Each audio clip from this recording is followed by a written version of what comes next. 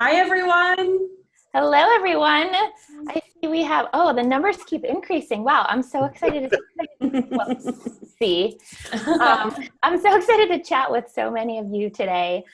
So we are just going to go right ahead and jump into things. So thank you so much for joining us this afternoon. This is the State of the Wedding Union virtual address. We all know that we have been going through a rough couple of weeks, and if you have had to alter your wedding plans at all, our hearts are with you, and we wanted to provide an opportunity for you to seek advice, ask questions to a panel of Pittsburgh wedding vendors, and so we decided to make ourselves available for an hour this afternoon, and hopefully we can give you some insight and encourage you to keep planning, and we know that your day, whenever it happens, is going to be absolutely magical. So before we dive into the Q&A portion, I just want to introduce everyone.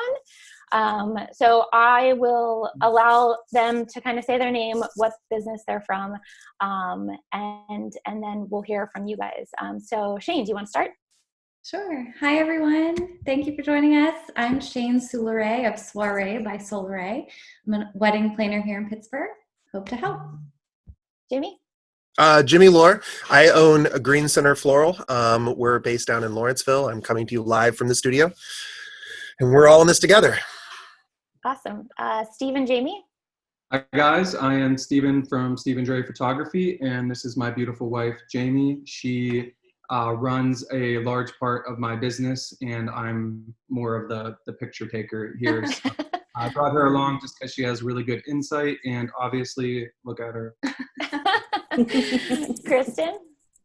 Hi, I'm Kristen. I have La Pomponnee Beauty Artisans and Mech Modern Barbering, and we're happy to be here.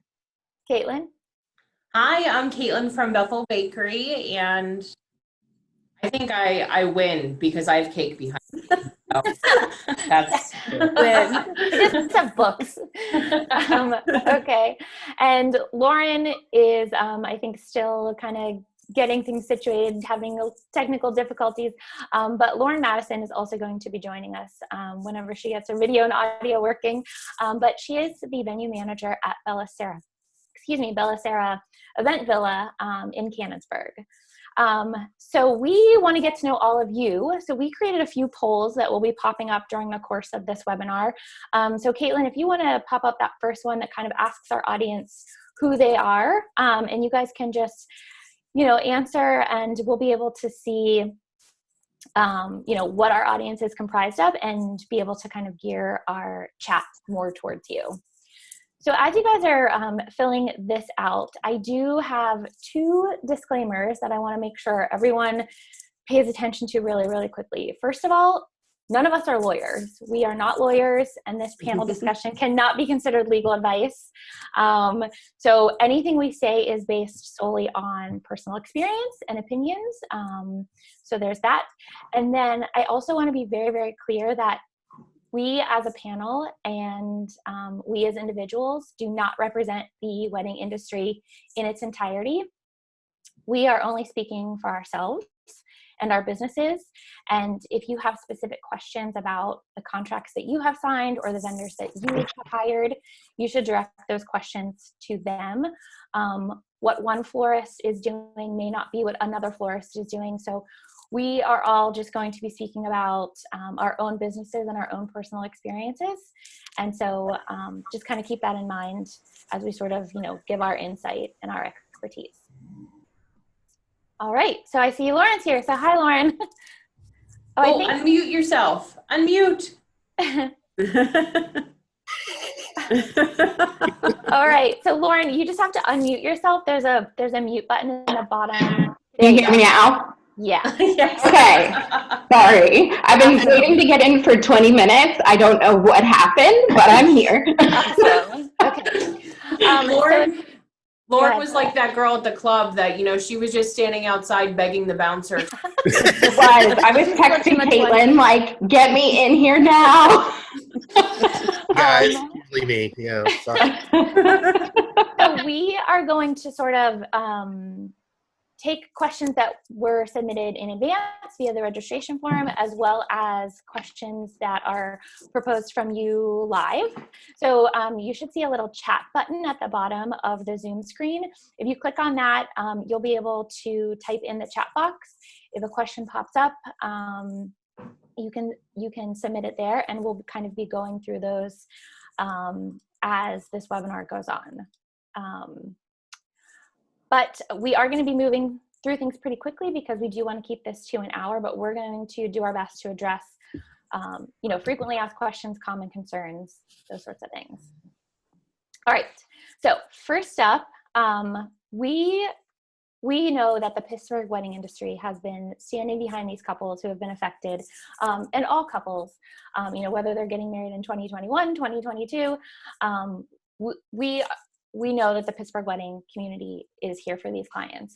So just really quick, what are some of the things that you have been doing individually to help couples who have been impacted or who are struggling with planning their weddings right now? Are you offering additional assistance? Are you doing virtual consultations? Are you being a little more lenient with, things like payment schedules? Just really quickly, what are some of you doing? Shayne, do you want to go first? Sure. So we're trying to keep open and frequent communication with our clients as much as possible. I think it's really important now to just communicate as much as I can. We're transferring all deposits to new dates with no transfer fees. We know that they're going through a lot, as long as we pick a mutually agreed upon date. And large or small, our service is always the same. So we're just trying to be here for them as much as possible. Katlyn? I think the same. It's being available for those phone calls saying, is everything going to be okay? Can we count on you to be with us during this? And I think what I've said over and over and over again is our couples have made a commitment to us, just like they're making a commitment to each other and in that ceremony and in that place of their life. And we have made a commitment to them, and we will continue to be with them no matter what. And I dare them to try and get rid of us. Like, to a backyard, we're going to a backyard. They're moving to a barn, we'll be there too.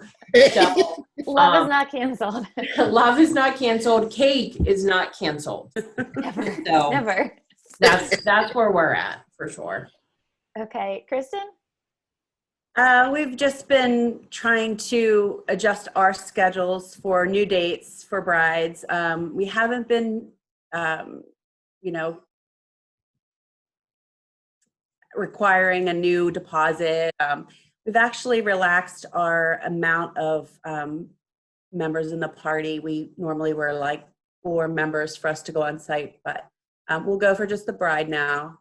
And we've opened up dates that were not available before, just to try to accommodate everybody, because our one brides who want to book are now going to compete with our 2020 brides. So we're just trying to offer a little bit more and drop some of our stricter, rules. Jaime and Steve, how about you guys? We've been being really proactive. I think that's important to reach out to your clients early on. Obviously, we're not reaching out to clients who we believe might still have their wedding this year, but when the time starts to get closer to that date, we reach out, let them know we're thinking about them, let them ask them questions, what their needs are. We've done some other things we've implemented. Jaime could probably say a few things, but yeah, we're definitely being proactive. We're also reaching out to the other vendors that we know that are involved in the weddings. Maybe if we know where the venue was or the wedding planner, we try to work with them, get our ducks all lined up, and then go to the couple and say, hey, we know that this date works for everyone.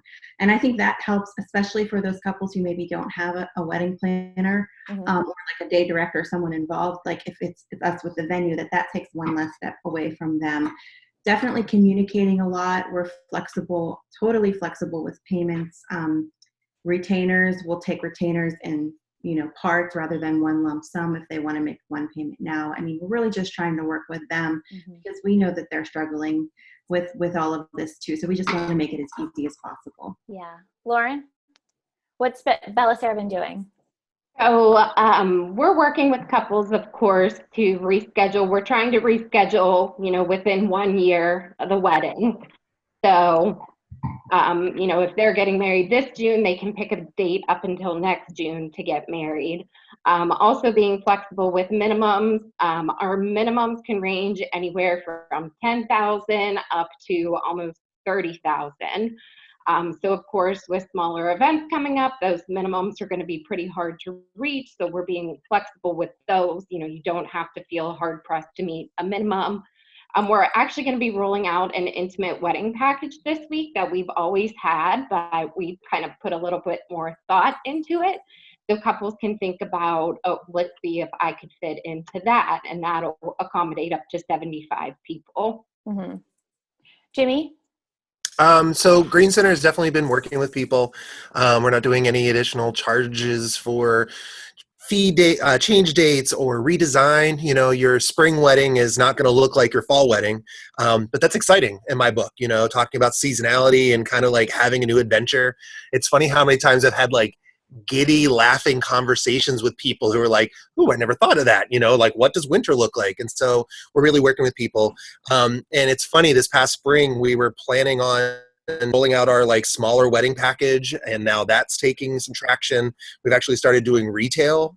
A number of people were asking us to do deliveries on people's wedding days. Like the wedding was postponed, but we still want to like have a moment. And Nice. so here I am driving all over Western Pennsylvania with a mask and gloves and lots of Clorox wipes. But like, I really believe that we're all in this together, and I'm embracing that. And like greenSinner is doing everything that we can do. We also have a specialty for providing Spotify playlists now. Emily's been doing those with brides. So what's your mood? Like, let's develop a Spotify playlist. Let's just talk about it. Songs. It's okay. I don't know. So I think what I'm hearing from everyone is that you are still providing the services that you've been hired to provide. And then you're also sort of acting as a therapist or a best friend or a confidant, someone that these couples can confide in, can just, cry to, whatever they need to do. You're helping them through that. And then also so many innovative solutions. I mean, everyone has been forced to think outside the box. And whether it's coming up with, intimate wedding packages or now offering, retail floral arrangements, whatever it is, people are getting really, really creative to A, keep their businesses afloat, and B, to still be able to serve their couples. And I think that there are lots and lots of wedding vendors outside of this panel who are doing the same exact things. And Burgh Brides actually just published a post this past week with a full list of what our vendor guide members are doing. So if you missed that, go back and take a look. Hopefully some of these folks can help you out. But thank you all, just for your creativity and your dedication to making sure that these couples have the day that they, have the day that they deserve. Mm-hmm. So we know that many couples have had to significantly downsize their wedding in order for it to still take place this spring or summer. Katlyn, this might be a good time to throw up the poll about our viewers' anticipated guest count. And Victoria, I'm so sorry not to interrupt you, but the response from the first poll is we are looking at about 61% of couples in our audience today, and we have about 40% from the wedding industry. So perfect. It's a really nice mix of everything together. Okay, so those of you who are part of a couple, this next poll is going to ask about your anticipated guest count. But one question that I keep hearing a lot is, couples have had to downsize their wedding for obvious reasons, and they're going with a smaller celebration, this spring or summer, but they still want to make it really, really special. So what are some ways that these couples can still celebrate big, even though the size of their party might be on the smaller side? You all can, if anyone has an idea, you can just jump in, or maybe I'll start with Katlyn, because cake is always an answer to a party, right? So actually, yesterday we just launched our intimate wedding package. And, I think when folks think of wedding cakes, they think of this like really large, full serving kind of situation. And now that they're moving to smaller events, they're feeling like they don't deserve that special touch. And what I want to reinforce is that, yes, you do, first of all. Second of all, we can do anything under the sun, and it doesn't matter if it's large or small. So we just launched yesterday an intimate wedding package that is a single tier of cake that serves 12 to fit in with our 10 max guest count. And then cookies trade of a smorgasbord. You get a whole mix. So, and it's $100, which I think that's the other thing. We're trying to be really cost conscious, knowing that so many folks are concerned about working and maybe they're on unemployment. So we don't want to do anything that would break the bank. Mm-hmm. So We, be respectful. Is somebody else talking? I was just going to say, so you can have a small celebration and still have a Pittsburgh cookie table. Absolutely. Yeah. And we'll tray it up and it'll still be beautiful. I promise. I swear. Go ahead, Jaime and Steve. Did you guys have some ideas? Yes. So what I was going to say is that when you're going through something bad, you have to really find the good in the situation. And even though we are going through a pandemic right now, there are some really great things happening, and one of them is marriage. And just because your wedding has to be smaller and less people, it doesn't mean it's going to be less special. And we could do something really creative. We could go really fun places for photos. There's going to be a lot less pressure if your wedding is a little bit smaller. So as a photographer and somebody creative, I find it a way to be able to kind of get back to the root of things. Like, why are we really here? We're not really here just for all the party. Here to get married. So let's make this thing, a more potent, I guess, wedding, a smaller, more concentrated, and more fun and creative thing. Sorry. From a practical standpoint, I think from a photographer, like for photographers, there's really no way to make it you can have a smaller number of hours, but something to consider if you were planning on having a large group of people at your wedding is maybe like live streaming the wedding for people who can't be there. This is just more, nitty. But obviously I wouldn't, and I'm not just saying this because we're photographers, but I wouldn't skimp on documenting your day, because you do want to have that to share with your kids along the line. Don't skip on any of these people. Certainly, live streaming and virtual events are the thing right now. So just try to incorporate those kinds of things. If your grandma from California can't come in to PA, certainly get it on Facebook or something so that people can celebrate with you when you do celebrate. Mm-hmm. Jaime, were you going to jump in? Well, I've been starting this idea about, it isn't the size of the wedding that matters, it's what you do with it. Really, I know Victoria, cover yours, but we've spent a good decade being obsessed with Pinterest and visuals and what everybody else is doing.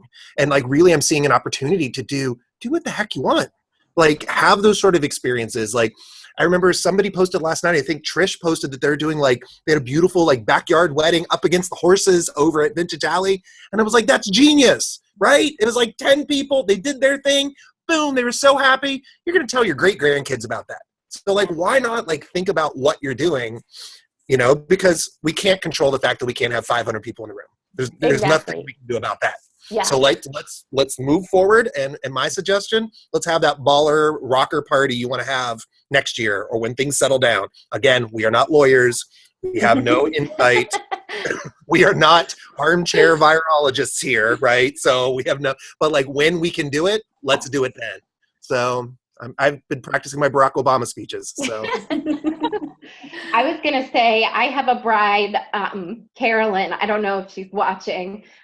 She actually was scheduled to book, scheduled for her wedding April 18th, had to move to June 5th, now moved to August 21st. She's been awesome. She actually messaged me, a couple things that she was looking, and she was like, I've had so much time on my hands and my wedding's probably going to be smaller, so I want to add some more fun things. So, she sent me this big, gorgeous champagne wall, and, maybe you can have that 50-person wedding, but, have your signature drink, upgrade to the, filet mignon, add things that maybe you couldn't have done before. Right. Shayne, do you have anything to add? I kind of second Lauren and Jimmy, make this what this is really about. Host, I always try to tell my clients, when you're thinking of hosting your wedding, think of it as hosting somebody in your home, but on a larger scale. Well, now trim it back down, host everybody in your home, have an awesome dinner party. There's plenty of caterers and restaurants offering great packages right now. Just do something simple and intimate and just really honor yourselves and your close family members right now, and then celebrate later when we can. I think that everyone deserves that later on. Yeah, I think this has forced people to really boil things down and figure out what matters most to them. And if that means, having a small 10-person celebration right now, just so that they can get married and then celebrating next year, that's what people are choosing to do. If it means that, they've decided, hey, I have always dreamed of a big wedding with all the bells and whistles, and I don't want to give that up, I'm going to postpone my wedding for another year or two. Some people are doing that. So I think it's really about doing some soul searching and determining what is best for you as a couple. We can have panel discussion after panel discussion after panel discussion, but really you need to decide what's best for you. It's a very personal decision. But just know that there are ways to make your day special no matter which route you choose. And so hopefully we were able to provide you with some ideas on how to do just that. But I know that there are a lot of couples whose original date was maybe for late summer this year or for fall 2020, and they are really on the fence about what to do. We're hopeful that we'll be moved into the yellow phase here shortly and things will start to open up. And so I think some of these late summer and fall couples they're just unsure, are things going to look even better in a couple of months, or are they going to be much of the same? They're really at a loss. So what advice do you have for these couples who are sort of unsure of what they should do? What conversations should they be having with their vendors? And do you have any predictions for what weddings will look like in a couple of months? Katlyn, now might be a good time to throw up the poll about asking how people's wedding plans have been affected, if they've had to change, if they've kept them the same. So as you guys kind of fill that out, maybe we'll start with Jimmy this time. What? So do you have any, everybody's been advice? texting me like, hey, ask this question. Don't forget this. Tell them to use the chat box. For a second. How you doing? Anybody that knows me is not surprised by this. I caught him not paying attention. Jimmy was sleeping in class. Yeah. So the question was, what advice do you have for late summer or fall 2020 couples who are on the fence about what they should do? They're not sure if they should postpone. Should they wait it out a little bit longer? What conversation should they be having with their vendors at this point? I mean, my advice that I'm giving clients at this point is, so I'm very much an ENFP. Those of you that know Myers-Briggs personality types and everything, and we're very much the people that trust their guts. So there's a lot of listening to yourself and what your heart and your head is saying, and your family relationships and all of those sort of things. So listen and be trustful there, but really, we're encouraging people to hold on a little bit. In our industry, we can make magic happen very quickly. And so there's a sense, like I know in our world, vendors, venues, everybody fills up, they're in the course of a year in advance. So many vendors already fill up, but we still don't let that think that we can't make magic happen quickly. So I'm really encouraging people to let's wait, let's see. And again, I'm not a virologist, I'm not a lawyer. This is nothing more than a crazy guy in a plaid shirt. And really that's where my heart is, because we don't know anything, so our business is very much based on seasonality, and it's been a cold winter and the peonies aren't here yet. Everything is a big question mark right now. So yeah, I don't know. Well, and I think that's really important for everyone to keep in mind is that we don't have any more information than the public has. There's not a secret, business link somewhere on a website. Line to the governor. Secrets. Yeah, Tom Wolfe has not called me and asked about cupcakes. I actually did email him yesterday. But Did you invite him to join our panel? Yeah, like I'm tired of not knowing. But as you know, folks are asking us, well, what do you think about what's going to happen in July? What's going to happen in August? What's going to happen? You know, we're with you there. We're just trying to be prepared for everything. So we have contingency plans and plan Bs and, you know, trying to be ready on a dime. So when a couple calls and says, okay, we're going to have we are wedding on Thursday. Can you help us? Yes, we're ready. Let's go for it and move forward. So that's, I mean, because I think people think that because we're businesses, we have the inside scoop. And we're with everyone else watching press conferences. No, We're watching red, yellow, and green. Yeah. Shayne, Yeah, do you have our any advice industry- oh, sorry, go ahead. Yeah, I was just going to jump in from my perspective. So as a planner, obviously we're thinking plan A, plan B, plan C all the time. This is really where it all comes into play. I'm encouraging all of my clients and all of my friends and family who are kind of in the same boat to have a plan B right now. Even through October, I have backup dates for all of my clients. I'm checking in with the venue to see when they're available, with the photographer to see when they're available, because whether or not they need to move forward with it, a backup date is going to relieve a lot of stress on your end, just knowing that you have a plan in case you need to move to it. So as I mentioned, that's through October. My clients who are in July and August, we're still holding out. We don't know what's going to happen, but we do have that backup plan in place. We do have dates in place. For some of them at busier venues, we have several dates in place. And I think it's important for them to know we're prepared. You know, that is the half of it. Is just being prepared for this, no matter what can happen. And then just staying on top of the news as much as we can. I mean, right now, the green phase is 10 weeks out. So starting to think about those timelines and how those may change if new information comes out. Lauren, do you have any advice from maybe a venue's perspective? Yeah. So I'm willing to hold a backup date for anybody this year, you know, who has concern. We're trying to ask everybody from August and beyond to kind of hang tight, just like everybody has said, we don't have answers. We don't know what's going on. But I know a lot of my couples have said, you know, even you allowing me to look at your list of dates, pick a backup date that I know, you know, that's there for me, it makes me feel so much better. So I think just sticking it out, nobody can predict the future, but having a plan is the way to go. One question that did come in for the chat, through the chat, do you guys still have June weddings happening this year, or have all of your June clients moved to later dates? I have 2 at the end of June. I have one Friday, June 26th. And I also have Sunday, June 28th. That's a small wedding under 50 people. So we're just kind of, you know, going with the flow. So it seems like June is really kind of up in the air.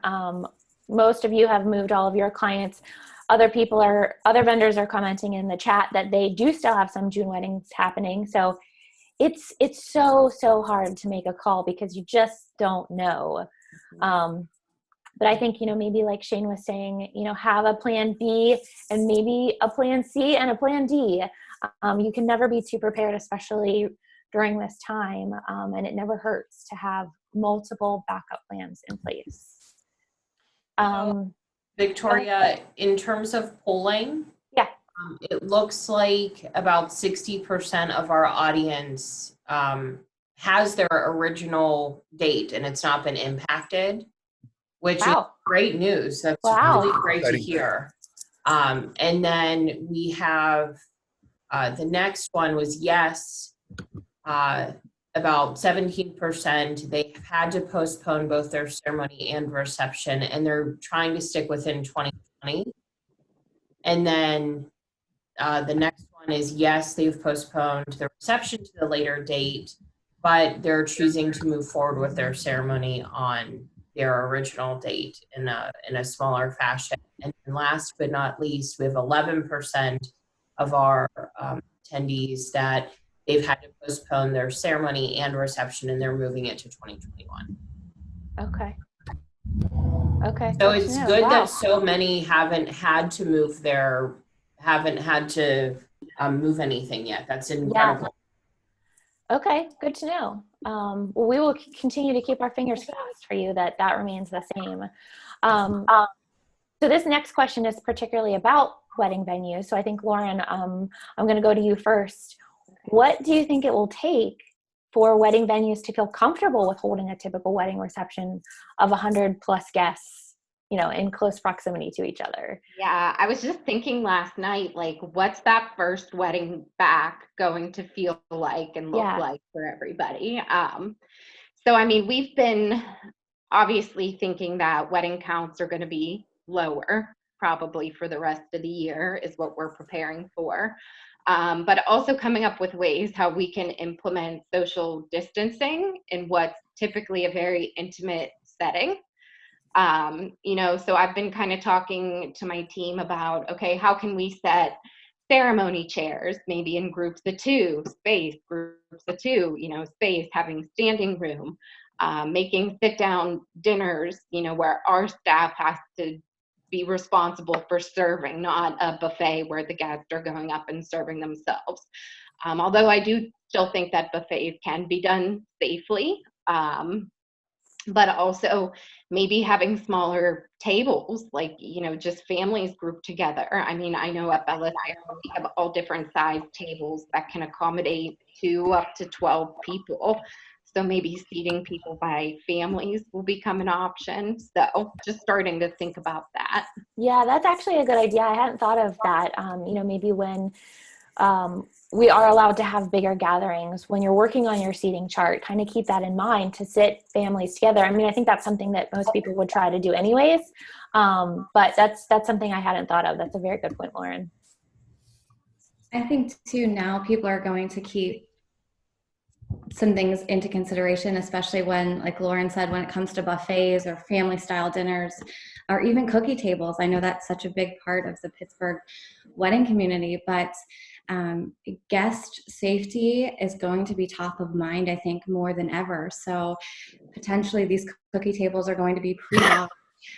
Is a guest going to be comfortable eating cookies that were baked in a kitchen that they don't really know? Yeah. So maybe cookie tables will shift to bakeries or be just postponed for now. I loved Lauren's idea about having people sit in smaller table settings. That's something that we've already talked to our clients about doing, keeping families who have been quarantined together, sitting together in one section so that they're not sitting with a stranger that they don't know.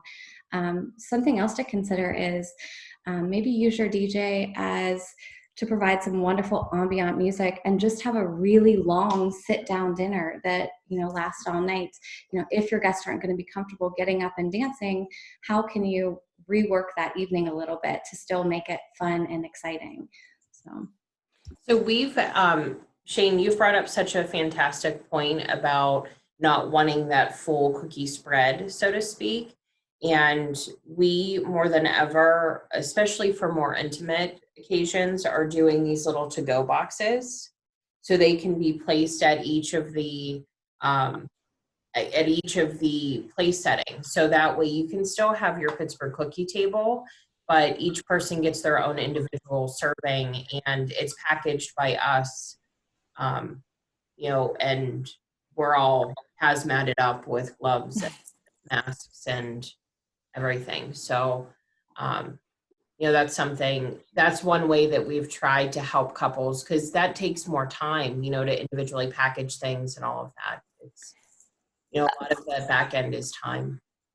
Just to go back really quickly about the seating chart, Erin from the Grand Estate proposed an idea in the chat to also do a seating chart for your ceremony that will allow you to keep families together and distance. And I think that's a really, really good idea. Obviously, if you're setting up chairs, make sure that they're far enough apart, but go the extra mile and make a seating chart for your ceremony. That way you keep families together and kind of away from other people as much as possible. I think that's a great idea. Okay. Okay, so we're getting a lot of this question. How far in advance do I need to make a decision? You know, how long can I wait before I decide to postpone or make alternate arrangements? Again, I think this is something that is a very personal decision.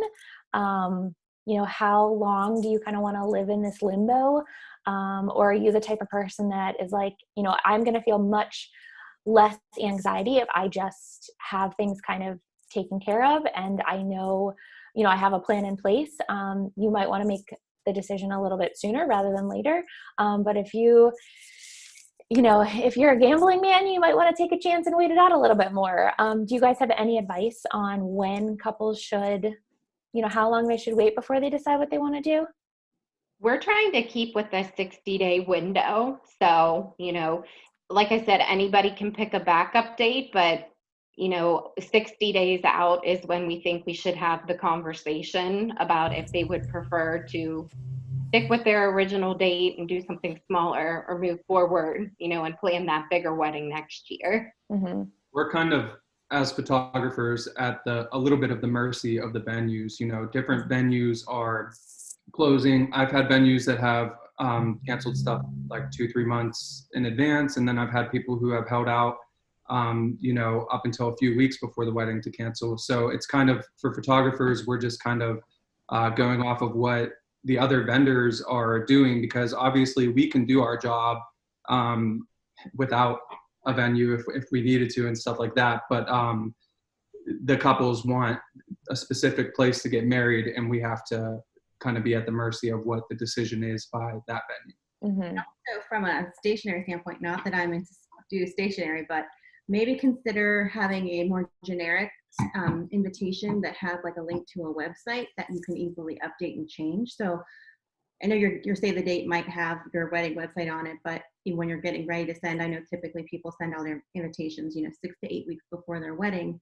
Maybe consider working with your designer on something that the information can change without you needing to reprint everything, and then you can call a little bit later in the game. Yeah, and we do have a number of stationery designers viewing this today, and I know that they're contributing to the chat with some advice regarding stationery. That was another question that came in. But in terms of like florals, you know, and because you obviously have to order things in advance, Jimmy, does this impact, you know, how you're able to provide services at all?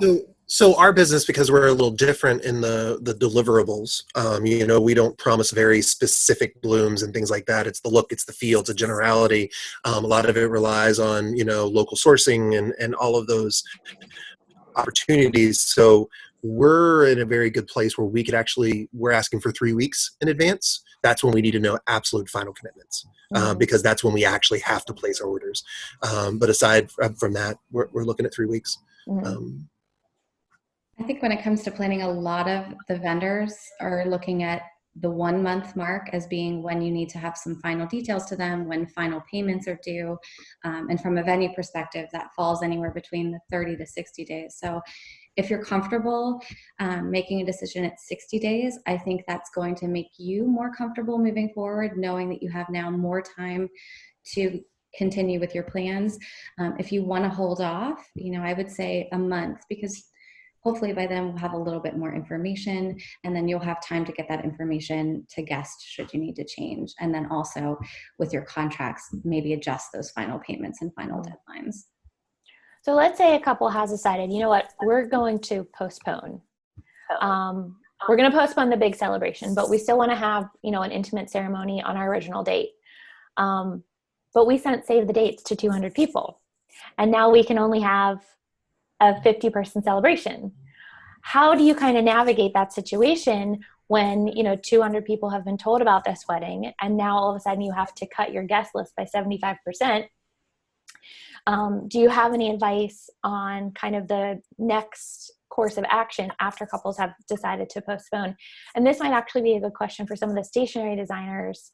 You know, if there's any advice you have, I know there postponement cards and change of date cards that people have been creating. So maybe if you have anything to add, you can type that in the chat box. But from our panelists, do you have any tips on what their next step should be once they decide to postpone?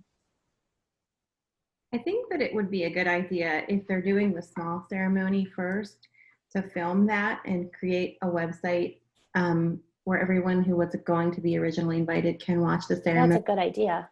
Maybe some sort of cute paragraph about, hey, we thought we could all party together, but now we can't.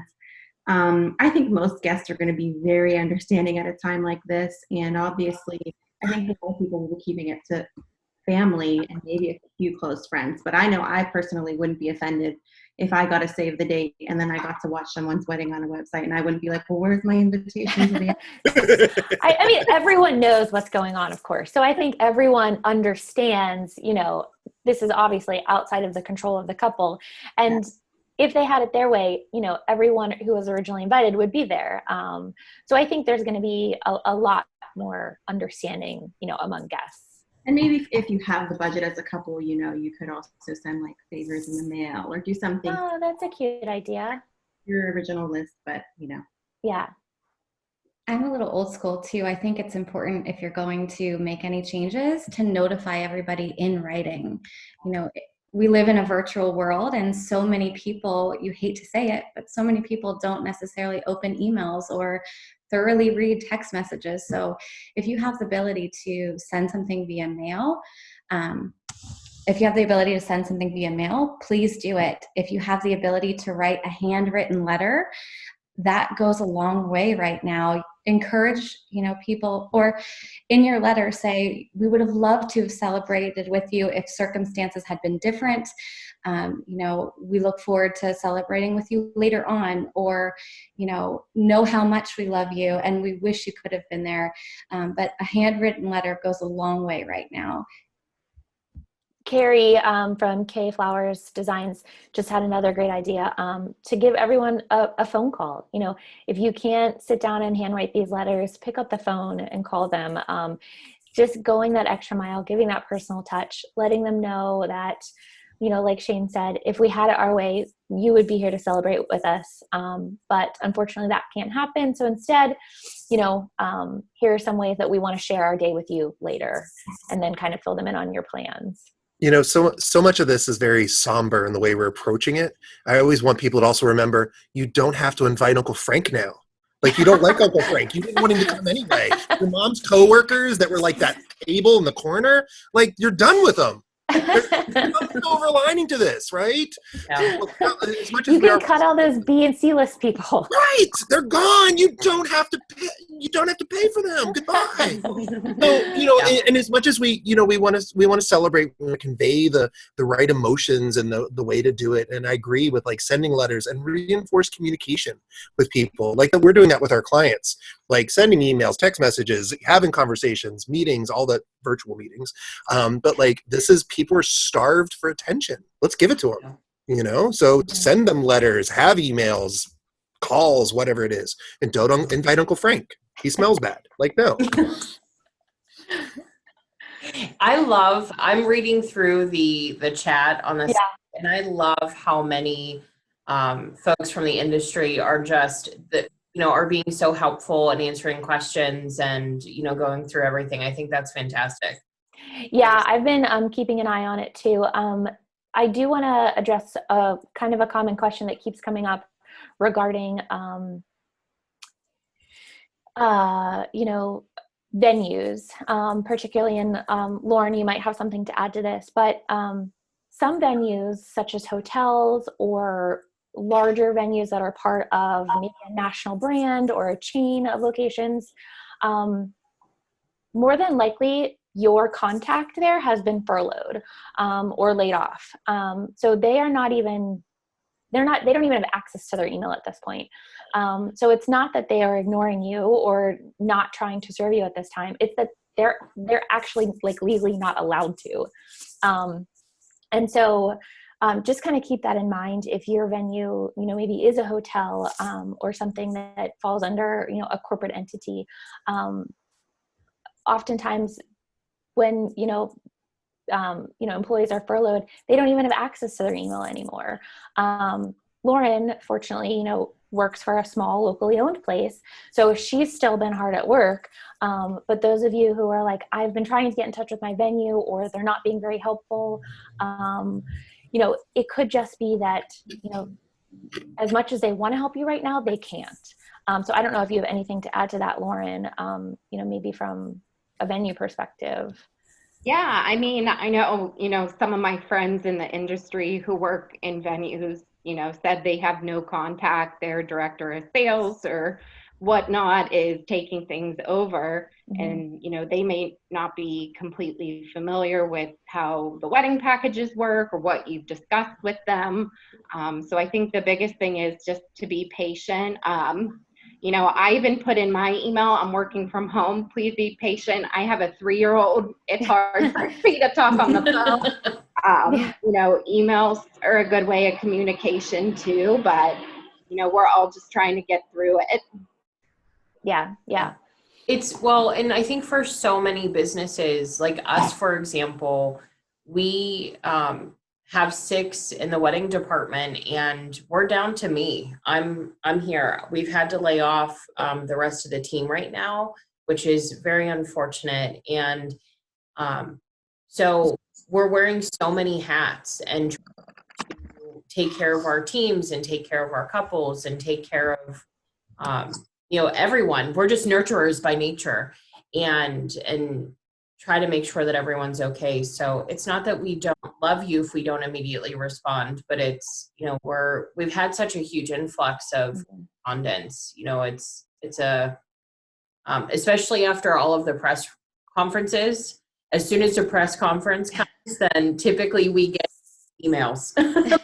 Hey, what's happening now? So, just trying to do our best and keep on board. Yeah, I think that's important. Everyone, I hate to sound so cliche, but we are all in this together. And I hate that those words just left my mouth. But, we are also experiencing this as individuals. We're scared for our families. We're scared for our own health. We're dealing with just as much as you are. And it's not that, we don't want to be helpful or that we don't feel for you. It's just that we're bombarded. And, we are trying, we're trying our best. So please just, be patient with everyone, show a little bit of grace. I don't think there's anyone in this industry that thought,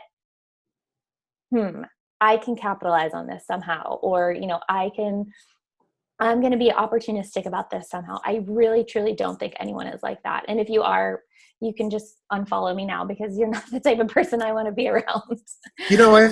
I have to say with that, like, so much positivity has come out of this, like conversations we're having. And like, I feel for clients, all these this beautiful moment was planned, and now we're postponing and moving it forward.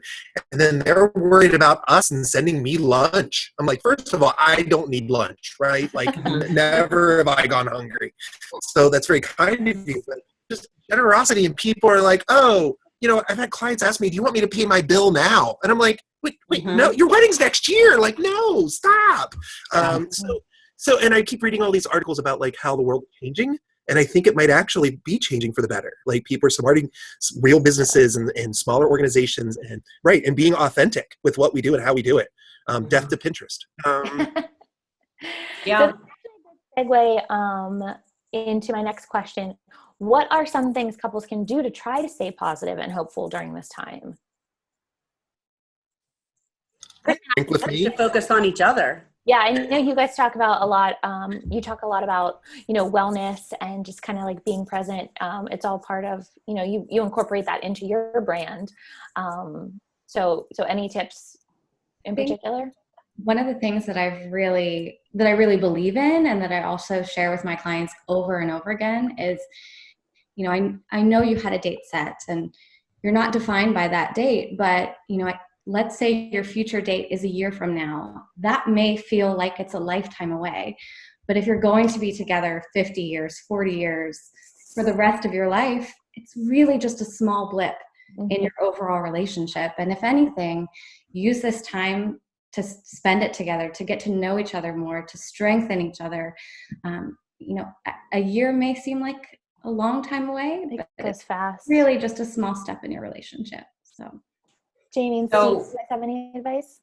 I agree with Shayne. I think we just celebrated our 10-year anniversary this week, and we were talking, which is crazy. It's like the blink of an eye. So my advice is definitely enjoy the extra time. Maybe save money to do something that you thought you couldn't do with your wedding, and now you can because you have another year to save for it. Or just definitely focus on your marriage. Read books together and do activities that bring you closer together. I just think that marriage can sometimes get lost in the wedding. And I love big weddings and I love I love all weddings. But I think the point, like Steve said earlier, is that you're getting married, and that's really the thing that matters. And I think, honestly, like, limit your social media a little bit, limit your news sources a little bit, because Yes. I can't tell you how many times I've gotten on Facebook and the first thing I see from one of my friends is like, a really negative thing. Doom and gloom. In the sense that they're being negative, but they're like sad about it or sad about this. And it's like, rather than focusing on things that they enjoy and things that are going to bring them happiness and less anxiety, they are creating anxiety. And I'm not saying to not be educated. Definitely educate yourself, go to news sources and see different perspectives and stuff like that. But I know, like, the very first week of this pandemic, I was on social media the whole week. Like, my phone died at like 10 o'clock in the morning. Oh my gosh, my anxiety was out the roof. Yep. Once I started to say, you know what, like, this thing's happening whether I like it or not. And I'm going to become the light in the darkness, not, somebody who's creating more darkness in a dark time. We need to be people that, our couples can look to and find motivation. And I also, I look at my couples and I see what they're doing, and that gives me hope. So it's kind of just like a cycle that we need to give each other energy and give each other, positive vibes, I guess you could say. Yeah, I agree. And, we specifically asked these individuals to join us on our panel today because they have been so positive throughout this entire chaotic time. But I agree, take care of yourself. Stop reading the news, stop watching the news, get your 5-minute recap so you can stay informed. But other than that, if it's giving you anxiety, get off of it. And go think about something, go do something together, think about something happy. I think that looking at this as perhaps trying to find the silver linings in all of this, I know it's difficult, and I know you've probably looked forward to this day for a long, long, long time. But I bet if you look really hard, you can find some good things that are coming out of this. But thinking ahead to, next year, 2021, or even 2022, a few couples who are planning on getting married during those years have reached out to me, and they have said, we feel badly continuing to plan our wedding when so many couples have had to cancel or postpone theirs. So what would you say to these 2021 plus couples? Should they keep planning? Should they keep, signing contracts? Should they keep paying retainers and putting down deposits? Katlyn, this might be a good time to throw up the poll about how people are feeling about the planning process. Mm-hmm. But maybe Kristen, you want to jump in? What advice are you giving to brides 2021 and beyond? I'm kind of letting them make the decisions on their gut feeling and what's in their heart. Again, I really believe in gratitude and making an attempt every day to be thankful for what's going on in your own personal life that's good. And thinking in terms of next year, maybe just have more short-term goals right now and just look of, what's going to happen in 3 months. I mean, in my industry, unfortunately, we touch people, so we're really limited right now, and we're not able to even think about touching someone till the green phase. Mm-hmm. Girl, my nails are saying. Look at this hair. I need to come see Kristen. And that's the first thing I'll say. We are so thankful for our brides who are waiting for us for their trials. I mean, we're really up. So our brides are just champs, and I would say if your wedding vendors are willing to keep marching along with you, that's wonderful. But maybe think in shorter terms right now. We really don't know what's going to happen. So, yeah, I'm doing online consultations via Zoom just to try to get brides through. How do I take care of my brows? I can't take care of my brows, or how to take that gel polish off. Just using this platform to really help solve problems. Mm-hmm. So I think the answer is keep planning. And I think it's important to note that you 2021 couples and beyond, you are going to be what keeps wedding vendors in business right now. Right. I'll say it for all of you. Your retainers that you pay and your deposits that you put down, they are keeping people afloat right now. And I think that you can be empathetic towards couples whose plans have been affected while still simultaneously being excited about your own wedding. I don't think that the two are mutually exclusive. You can still feel badly for these couples, and your heart can still go out to them while continuing to make plans of your own. So I don't think that you need to feel guilty about being excited to plan your future day. And I don't think there should be any shame in it. Yeah. Or you should be you are entitled and deserving of that phenomenal experience as every other couple at any other time. And I think what drives that home for me is that, if you are feeling a certain negative, guilt or shame, something along with it, then let's turn it into something positive, and you can help others. You can maybe volunteer, you can, work with others to help plan their days, and friends and family that are going through things, because you are deserving of so much, and you're deserving of the joy and the fun and just that whole experience. That's not something that should be furloughed, just like so many people are. I think there's enough dates, enough packages, enough vendors that we can all work together as a community, and nobody should have to stop, what they're doing. I think everybody should move forward. Yeah. It's like Dory and Finding Nemo, keep swimming. Just keep swimming. Yeah. Swimming. I mean, I do think the 2021 people should be prepared that a lot of the 2020 people are going to have an extra year to plan, to think, to dream, to save up. Mm-hmm. Be prepared, people, right? So we're going to you want to talk about the roaring 20s, it's about to roar, okay? So many times I'm talking to these clients, they're like, when we can, I'm ready to celebrate. So I don't know how we're going to get the petting zoo into that venue, but we're going to do it. Fine, you want a petting zoo? We'll do a petting zoo. Okay. So if you have a vendor or a venue or someone you want to work with for your wedding in 2021 and beyond, definitely reach out, because we are all rescheduling dates for 2020. Yes. So you don't want to miss out on that person. There are amazing vendors in Pittsburgh, but if you have your vendor crushes, definitely reach out to them and say, hey, or even just let them know what you're thinking. I know we have people who are planning 2021 weddings, but they're furloughed, so they can't do deposits and retainers and things right now. And we get that, but we are more than happy to reach out to you if you've reached out to us and said, okay, you're looking at this date. All right, we'll let you know if someone, and not every vendor will do that, but just we want to work with as many of you as we can. So definitely reach out. Mm-hmm. So it is 2:00, but there are actually 2 more questions that I want to get to, and we'll try to get through them really quickly, only because they've come up a lot, particularly for you, Lauren.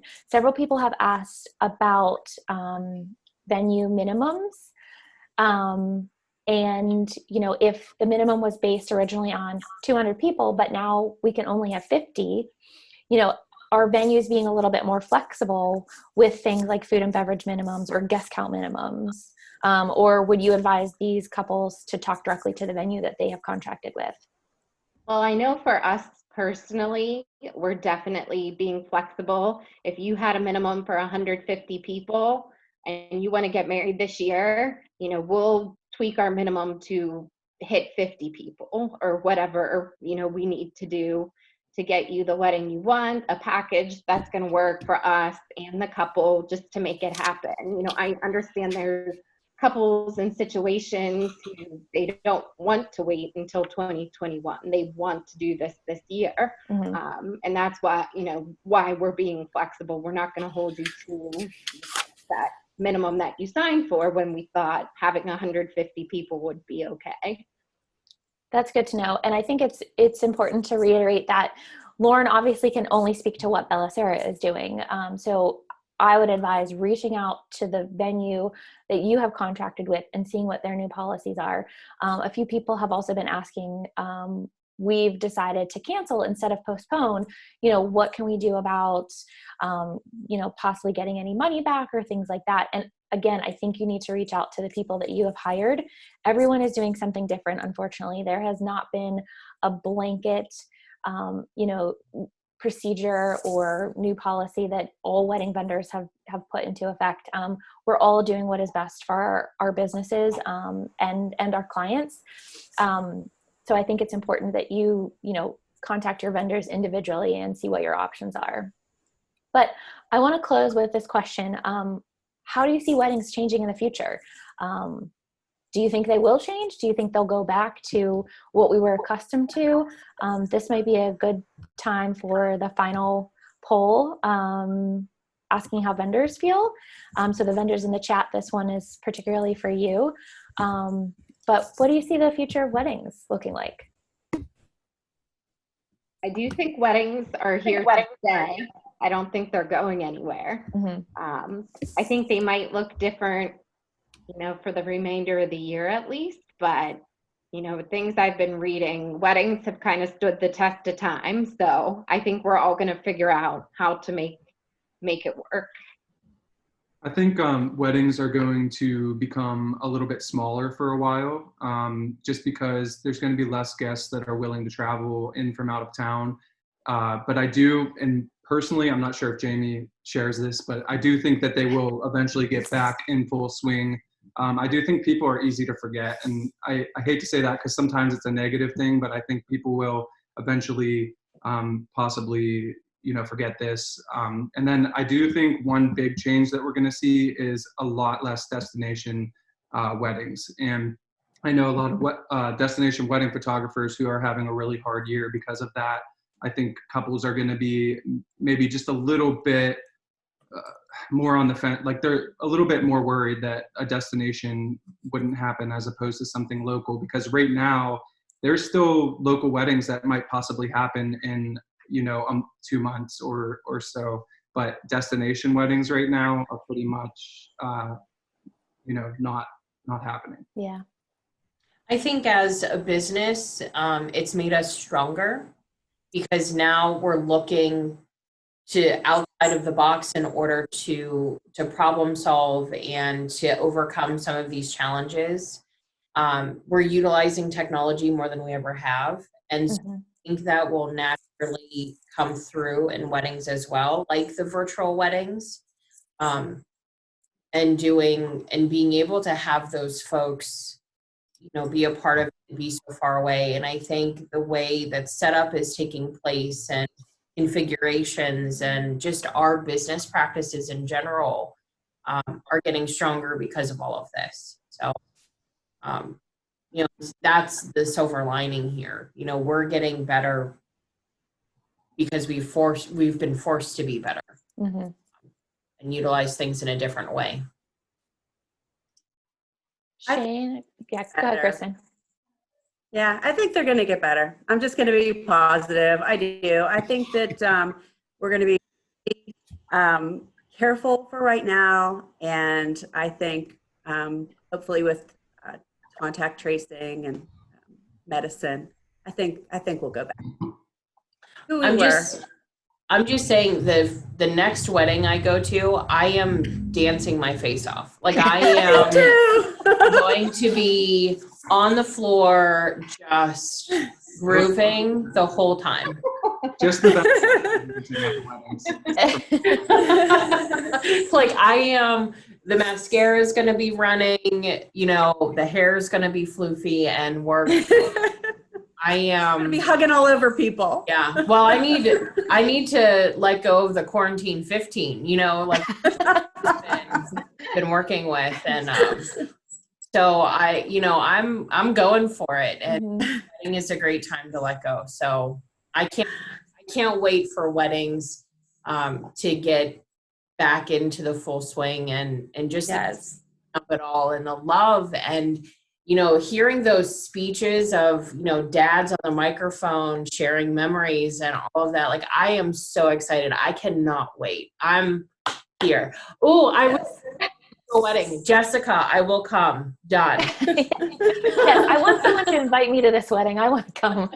Like, I will go all in. You want me to do it? I will be that, what do they call them? Like a party fluffer? Like, I'll be that guy in the corner the whole time. Like, I look forward to what the new traditions are going to be. Like, what is going to come out of this? Like, right now we're going through a cultural change. Like, we never thought that this was possible, right? 6 months ago, did you think this could be a reality where somebody's going to have a beautiful backyard in front of their horses and only could have 10 people? And you're like, so things are going to change. Things are going to, my hope is a lot of the stuff that we all hate about the wedding business is going to go away. All the bad mojo and the drama and the expectations and all. Oh, just go. Let it be a beautiful celebration of like people and love and touching faces and bad breath. Please don't touch my face. No, like even then, I don't want my face touched. Don't do that. I'm gonna touch it. I'm not wearing a mask. Done. That was a question that we're seeing how people feel about having their guests wear masks at weddings coming up. And I think if everyone's okay answering that question, because I've seen that come in a little bit about, is it okay to force your guests to wear masks at your small event or larger? As long as we can put lipstick on the outside of the mask. Be like yarmulkes, right? Like in the Jewish weddings where you have the beautiful, everybody has the same yarmulke and there's a name on it. Like you have a souvenir mask. Like, yes. Yeah. We need a bold red lip on the outside of the mask. That's what I'm going for. Well, that was my question. Do you make your mask match your outfit, or is it okay if I bring my coffee cup mask with my formal gown? Where's the and line the lashes. I have a question on that. So what we can offer you guys is we will take a photo of you and then we'll crop it right here. You can get it printed onto a mask and then you look at it. Love it. Problem solver.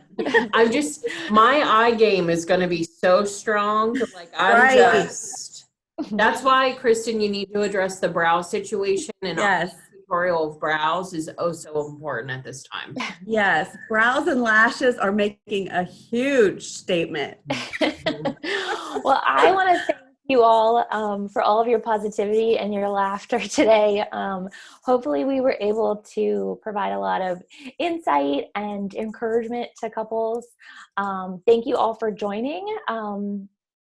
I want to remind everyone that you can follow these wonderful panelists on Instagram for the latest wedding inspiration and planning advice. You can also find an array of resources at burghbrides.com, of course. I think I can speak for everyone when I say, please feel free to reach out to any of us if you need additional help, if you have a question that you really, really want answered that we didn't get to. And this session was recorded, so it will be uploaded to my YouTube page at some point. But thank you to everyone again, especially the panelists, for offering your expertise today. And I think that, we were able to keep this positive and hopefully provide you all with some advice and some encouragement and some hope. Thanks, everyone. Bye. Thank you, guys. Have a good rest of your Sunday. Everyone. Thanks. By the way, I did have pants on. I do have pants on, just so you all know.